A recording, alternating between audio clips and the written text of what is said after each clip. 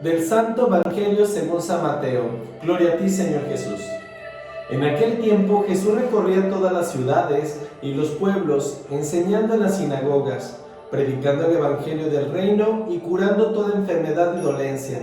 Al ver a las multitudes, se compadecía de ellas, porque estaban extenuadas, desamparadas como ovejas sin pastor.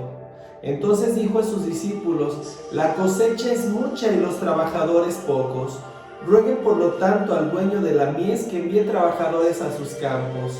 Después, llamando a sus 12 discípulos, les dio poder para expulsar a los espíritus impuros y curar toda clase de enfermedad y dolencias. Les dijo: vayan en busca de las ovejas perdidas de la casa de Israel. Vayan y proclamen por el camino que ya se acerca el reino de los cielos. Curen a los leprosos y demás enfermos, resuciten a los muertos y echen fuera a los demonios gratuitamente. Han recibido este poder, ejérzanlo pues gratuitamente. Palabra del Señor. Gloria a ti, Señor Jesús. Hermanos míos, tengan un excelente día, lleno de la misericordia de Dios, lleno de la fortaleza del Espíritu Santo, pero principalmente lleno de la palabra de Dios que nos llena de vida. El día de hoy definitivamente podemos darnos cuenta, mis queridos hermanos, cómo Jesús siempre ante todo actuaba con misericordia, cómo con ese amor sanaba a la gente, no se limitaba, sino todo lo contrario. Todas aquellas personas que se acercaban con fe a Él salían llenos principalmente del Espíritu Santo, porque recordemos, mis queridos hermanos, que para que pudiera sanar a aquellas personas, pedía primero que todo en oración y en conexión la bendición del Padre y posteriormente la fortaleza del Espíritu Santo, que era el que hacía la obra. En ningún momento Jesús se cargó los milagros, sino todo lo contrario. Él siempre tenía presente que el que hacía el milagro era el Padre Celestial. Él nunca se llenó la boca diciendo: yo lo curé, yo lo sané, alábenme. No, todo lo contrario. Él siempre tenía la humildad.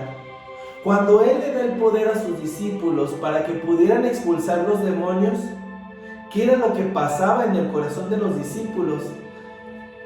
Ellos sentían que estaban haciendo el milagro. Inclusive, fíjate, me acordé de una serie que vi de Jesús, en la cual cuando Jesús les da este poder a los discípulos se llenaban incluso de soberbia, diciendo: hemos sanado a todas aquellas personas, hemos curado. Y llegó el momento en el cual ellos querían actuar de esa manera. Inclusive en esa misma serie veía a Juan, que a Juan en este caso no le salía el milagro, no se podía conectar, no podía profundizar y por ende no podía él apoyar absolutamente a nadie en la curación, hasta que Jesús le dijo: pídelo con fe, pídelo con amor, pídeselo a Dios y cree en el milagro, y el milagro sucederá.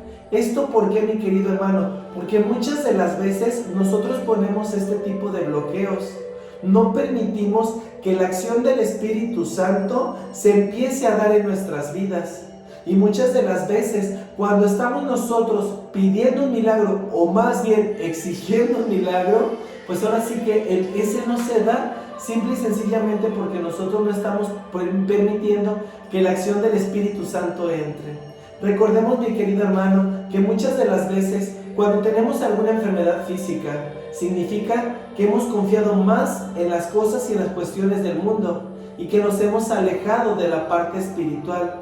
Entonces, ¿qué tenemos que hacer para que el milagro suceda? Principalmente conectarnos con la fuente de poder y de vida, que es Dios.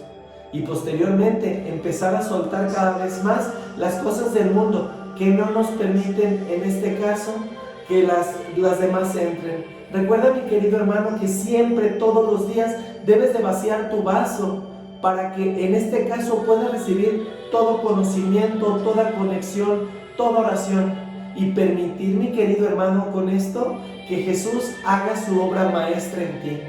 Si te fijas bien, mi querido hermano, como dice, Jesús recorría todas las ciudades y los pueblos enseñando en las sinagogas. Él en ningún momento, mi querido hermano, puso por encima todas estas situaciones de curaciones, de milagros. No, Él estaba predicando el reino de Dios. Él estaba haciendo la obra de Dios. Todas estas situaciones se le fueron dando con el pasar de los días y la gente se iba presentando. Muchas de las veces, mi querido hermano, la gente lo buscaba por conveniencia. ¿Por qué? Porque querían que les hiciera el milagro. Y muchas personas lo seguían por el morbo que conllevaba todo esto. Porque llegó un momento, mi querido hermano, que ya lo veían ahora sí que como una obra de teatro, como un circo. Decían, está haciendo milagros. Y muchas de las veces, mi querido hermano, así actuamos en nuestra vida. Todo lo vemos como un circo, todo lo vemos como una obra de teatro, en lugar de verlo con ese grado de fe que conlleva, con la parte del milagro, la parte de la sanación, porque no solamente era curar al enfermo, sino era curarte a ti dentro de la parte espiritual, que tú al ver el milagro te dieras cuenta del poder infinito de Dios. Podrá, por ejemplo, una persona que está pasando por algún cuadro fuerte de algún familiar que tiene alguna enfermedad crónico-degenerativa y se da el milagro, mi querido hermano, el milagro es para transformarte a ti, no solamente para curar a la persona que se encontraba enferma, sino que el milagro se hizo, mi querido hermano, para curarte a ti del alma. Pero muchas de las veces estamos tan ensimismados que no nos damos cuenta de esta gracia y de esta realidad. De verdad, mis queridos hermanos, que ante cualquier situación que se nos presente en nuestra vida, que ante cualquier milagro que se dé, siempre veamos la obra maravillosa de Dios y que empecemos a ver ese plan de salvación. De verdad, mi querido hermano, hay mucho que agradecer a Dios, principalmente el don de la vida. El día de hoy ya es un motivo de sanación, ya es un motivo de bendición, ya es un milagro, porque estamos aquí, porque podemos platicar, porque podemos predicar, porque podemos alabar a Dios, porque podemos abrazar a nuestra familia, porque podemos abrazar todo nuestro entorno. Y principalmente, mi querido hermano, porque podemos tener la gracia de poder transformar nuestra vida y poder ser mejores seres humanos. Dice, predicando el evangelio del reino y curando toda enfermedad y dolencia. ¿Cuál es tu enfermedad? ¿Qué es lo que tanto te duele? ¿Qué es lo que está lastimando tu ser? ¿Qué pecado es el que no te permite ver con claridad? ¿Qué pecado te adolece? ¿Qué situación te está lastimando? Para que en este momento, mi querido hermano, por gracia de Dios, se le entregues a Él y permitas, mi querido hermano, que a partir de este momento Él haga una obra grande. Dice, al ver a las multitudes se compadecían de ellas porque estaban extenuadas, dice, y desamparadas como ovejas sin pastor. Entonces dijo a sus discípulos, la cosecha es mucha y los trabajadores pocos. Ahí Él estaba haciendo un llamamiento a sus discípulos. Él estaba haciendo un llamamiento para que cualquier persona pudiera predicar su palabra, para que cualquier persona tuviera el poder de sanar, no solamente hablando de la parte física, sino sanando el alma de aquellas personas que Dios nos ha encomendado, mi querido hermano. Dios te ha puesto a ti al frente de muchas personas para que puedas llegar y predicar la palabra de Dios y poder ser parte de la eliminación de ese dolor. Si eres padre de familia, si eres algún político, si eres alguna persona que forma parte de alguna iglesia, si eres alguna persona que tiene, no sé, algún grupo, en cualquier lugar, en cualquier situación, en este momento Dios te está llamando justamente a ti para que puedas hacer obras grandes en aquellas personas que adolecen. El mundo está adoleciendo, el mundo está sufriendo.